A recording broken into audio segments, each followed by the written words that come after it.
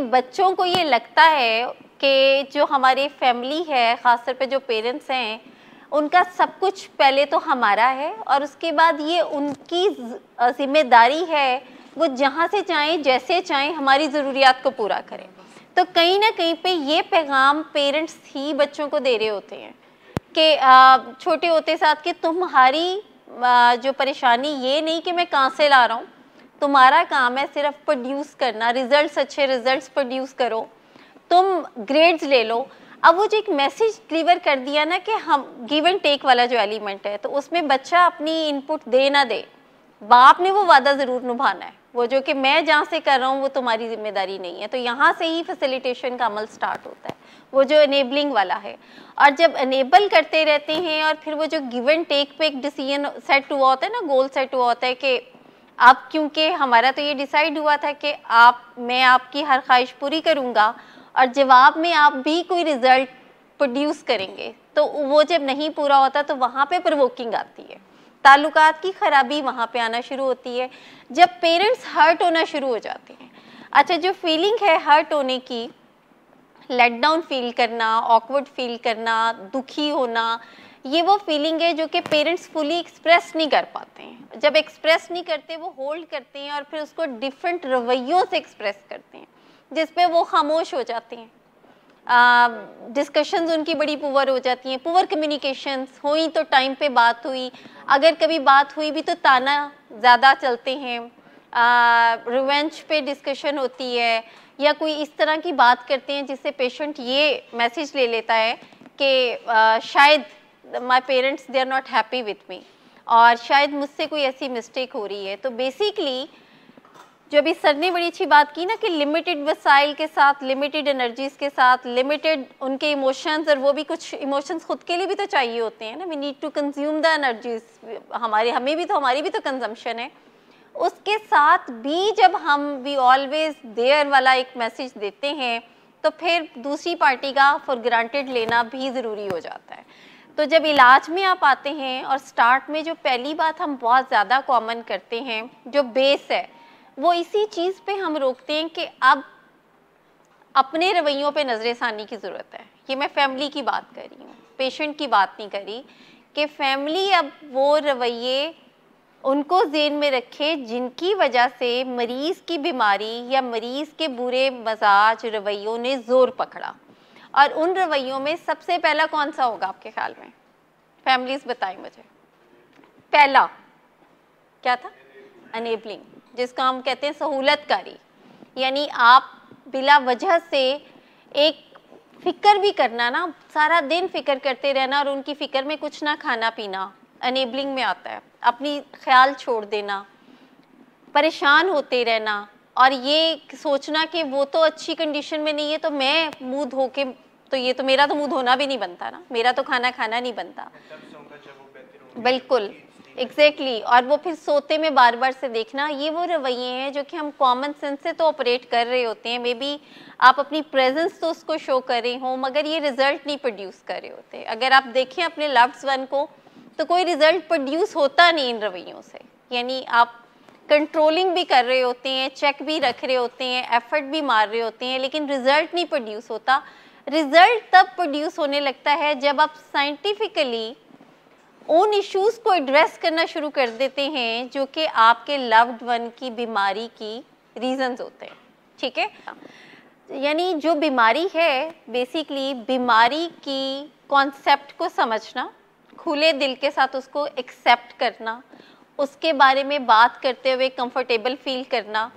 और जैसे ही आप कंफर्टेबल फील करते हैं, आपकी डिस्कशन ज़्यादा होती हैं, उतने ही सॉल्यूशंस आपको नज़र आने शुरू हो जाते हैं। आपको पता है इलाज में रुकावट तब आती है जब आप बातचीत करने में भी कंफर्टेबल फील नहीं कर रहे होते,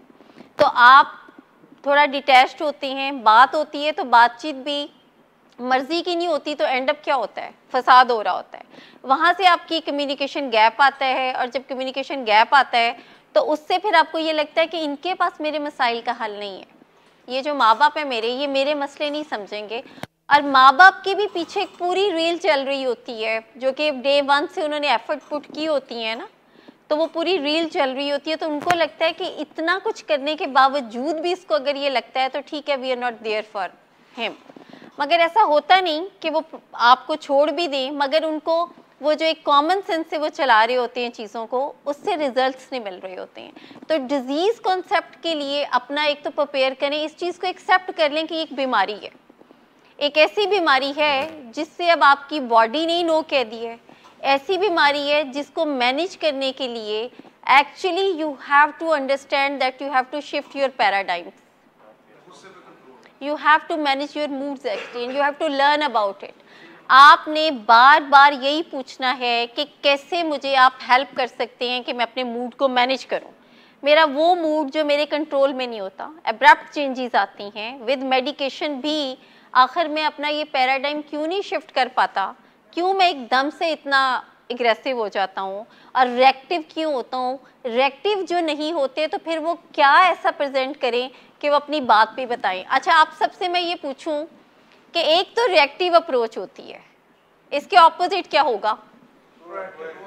प्रोएक्टिव अप्रोच। तो अगर आपको ये लगता है कि आपका एक ऐसा मूड मिजाज का मसला है जो कि आपके लिए एट टाइम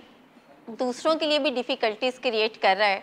तो आपको क्या उस पर काम करने के लिए ख़ास मौका चाहिए होगा, या जो भी मौका मिल रहा है आप उससे फ़ायदा उठाएंगे, होना चाहिए ना। तो इसी तरीके से ये जो हमारी डिस्कशन है यहाँ पे ग्रुप्स में, उसका पर्पस ये है कि आप आइडेंटिफाई करें, अगर आप इंडोर हैं और डिफ़िकल्टीज़ हैं, अगर आप आउटडोर में भी चले गए हैं और डिफ़िकल्टीज़ के साथ गए हैं, तो इसका मतलब ये है कि फिर कहीं ना कहीं पे आपको अंडरस्टैंडिंग में आप लैग कर रहे हैं। तो इस चीज़ को ज़रा खुले दिल से तस्लीम करें कि मेरे प्रॉब्लम्स स्ट्रक्चर से जुड़े रहना, दवाइयाँ खाना, फॉलोअप में आना, मगर मेन मसला देखिए पैराडाइम में हमेशा ये बात करती हूँ कि पैराडाइम को क्या कहते हैं, क्या है पैराडाइम, नज़रिया, पर्सपेक्टिव। और नज़रियात जो हमारे हैं ये एक दिन में नहीं बनते, ये एक बैगेज होता है जो रोज़ बरोज़ हम इनको फीड करते हैं और हमारा कोई ना कोई पैराडाइम बड़ा फिक्स हो जाता है, स्ट्रॉन्ग हो जाता है, और जितना हम इसको फॉलो करेंगे उतना ही ज़्यादा ये हमें फ़ौरन से पहले वो नज़रिया हमारा साथ देगा आके। सबसे ज़्यादा तो आपका पीस ऑफ माइंड है ना, लाइक आप जैसे ही गुस्सा करते हैं तो उसके चंद लम्हों के बाद ही आप बहुत ज़्यादा रिग्रेट फील होना शुरू होता है, आप एम्बैरेस्ड फील होते हैं, आप दुखी महसूस करते हैं, दूसरे के लिए बैड फीलिंग आती है, आप जितना प्रोग्रेस करते हैं उससे बुरे से आप रिग्रेस करते हैं। तो जो रिएक्टिव अप्रोचेस हैं कभी भी उनमें आप कोई भी रिजल्ट नहीं मिलता आपको, इसीलिए हम प्रोएक्टिव अप्रोच पे बात करते हैं। और ये पैराडाइम है जिसको आपको करना है। अभी तक का जो आपने सीखा वो ये कि मैं अपनी बात, सब लोग जो गुस्सा करते हैं या रिएक्टिव अप्रोच से, उन्हें ये होता है कि हम अपनी बात आराम से मनवा सकते हैं लाउड शाउट करके। नशे के मरीज़ों में और ज़हनी मसाइल जिनमें मूड मजाज के जितने मसाइल होते हैं लोग, उनमें वो रिएक्टिव अप्रोच ज़्यादा होती है, उनको आदत होती है, उन्हें पता होता है कि, और ये वो चीज़ होती है जो उनका बहुत ज़्यादा स्ट्रॉन्ग पैटर्न हो जाता है, क्योंकि जब उन्होंने गुस्सा करना होता है तो अगले ही चंद लम्हों में या चंद दिनों में उनकी बात को माना जाता है, तो इससे वो उनका पैटर्न बड़ा स्ट्रॉन्ग हो जाता है, ठीक। और उनको ये लगता है कि शायद ये आखिरी हरबा है बात मनाने का। इसलिए हम यहाँ पे जो चीज़ डिस्कस करते हैं फैमिली से वो ये कि कम्युनिकेशन, यानी आपने कहाँ पे चीज़ों को होल्ड करना है, कहाँ पे आपने रिस्पॉन्स करना है, कहाँ पे आपने डिले करना है, कहाँ पे आपने कंटिन्यू करना है, किधर आपने सेफ एग्जिट लेना है। आपने उस पैराडाइम को फीड नहीं करना मंसूर साहब। जैसे अगर कोई भी चीज़ आपके मिजाज के ख़िलाफ़ होती है तो मिजाज के ख़िलाफ़ में आपने चंद लम्हे ये सोचना है सब लोगों ने कि ये मेरे मिजाज के तो ख़िलाफ़ बात है, लेकिन क्या दूसरा जो है वो सच तो नहीं कह रहा। यानी ज़रूरी नहीं कि अगले की बात आपके मिजाज के ही साथ मिलती भी हो, आपकी खुशी की मुताबिक हो, वो मिजाज के ख़िलाफ़ हो सकती है, और ये डिफरेंसेस ऑफ ओपिनियन होते हैं। सा आने का मतलब ये होता है कि आपको फ़ौरन से वो बात मानी नहीं गई, आपको वो फ़ौरन से चीज़ प्रोवाइड नहीं हुई, आपकी वो जो मर्ज़ी थी जिसको आपको चलाने की आदत थी वो नहीं पूरी हो रही है, और आपने रिएक्टिव अप्रोच से उस बात को मनवा लिया। फैमिलीज़ यहाँ पे ये करती हैं कि वो मानती रहती हैं 20-20 साल, 10-10 साल, 15-15 साल। जब हमारे पास पेशेंट्स आते हैं तो ये पैटर्न कोई 15-20 साल के चल रहे होते हैं, जिस पे मरीज़ की हिस्ट्री में ये होता है कि ये आज एक जो पेशेंट अभी आए नहीं है नीचे, वो मेरा ख्याल है उनकी फैमिली ने ये बताया कि उनका ही वाज 14 जब से वो चीख चिल्ला के वालदा पे वालिद पे अपनी बात मनवाते थे, and is a grown up man now, is a father of 2 children. तो उसमें उनका ये पैटर्न चेंज होने में ही needs to shift the paradigm specifically, जिस पे उनको टाइम लगेगा, ना सिर्फ कि उनको अपनी जो सैनिटी जो कि ड्रग्स की वजह से भी इंटैक्ट है वो रिस्टोर होगी, साथ साथ उनको फीड नहीं अप करेगी फैमिली।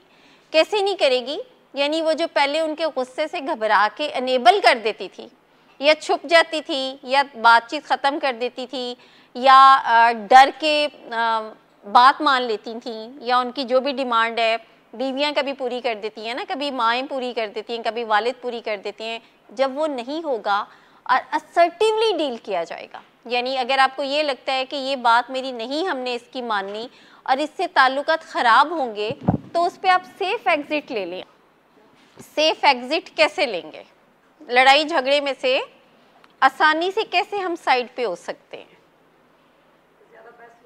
बहस ना करें, बिल्कुल आर्गुमेंटेशन में जाना ही नहीं है। वहाँ से ही आप ब्रेक ले लें कि चलो कल ही हम इस चीज़ पे बात करेंगे दोबारा, अभी इसको होल्ड करते हैं, हम थोड़ी देर बाद करते हैं। और सेफ़ एग्ज़िट से मुराद हम कहते हैं हरगिज़ ये नहीं है कि आप बातचीत जब आप एग्ज़िट लें तो उसके बाद आप दरवाजे को बैंग करें, आप टेबल को मारें, आप एक बैड सी उसको लुक दें और उसके बाद कहें कि ये मैसेज दें कि हम we are not interested in your conversation. आपने बेसिकली एग्ज़िट के बाद 2, 4, 5, 10 मिनट के बाद ताल्लुक़ बेहतर करना है, जिस पे आपने कोई और बात कर लेनी है, जैसे मौसम कैसा है या कुछ खाना खा लिया, मगर उस बात को डिस्कस नहीं करना जिसके ऊपर आपके आर्गुमेंट स्टार्ट हुए थे। ठीक है, तो ये वो जो रिएक्टिव अप्रोच है, इसका पैराडाइम शिफ्ट करने का पहला तो ये कि जहाँ पे आप उसे फीड करना छोड़ते हैं, आप उसको जब आगे से रिस्पांस नहीं देंगे तो वो उसका वीक होगा। सेम फिर 2 दिन बाद बात करें, अगले दिन बात करें, और अगले दिन बात करने से भी अगर वो रिजल्ट्स नहीं मिले आपको, रिक्वायर्ड रिजल्ट, और बातचीत दोबारा आर्गुमेंटेशन में जा रही है, तो उसको दोबारा से आप होल्ड कर दें और आप कहें कि नहीं, मेरा ख्याल है कि अभी ये इस बात का मुनासिब वक्त नहीं है, तो हम ये बात जो करेंगे ये फिर कुछ दिन के बाद करेंगे और कुछ देर के बाद करेंगे। उसमें मरीज़ को ये पता चलेगा कि मेरी मर्ज़ी की बात नहीं होनी, तो लेकिन ताल्लुकात ख़राब नहीं होंगे। ये कम्युनिकेशन स्किल्स हैं।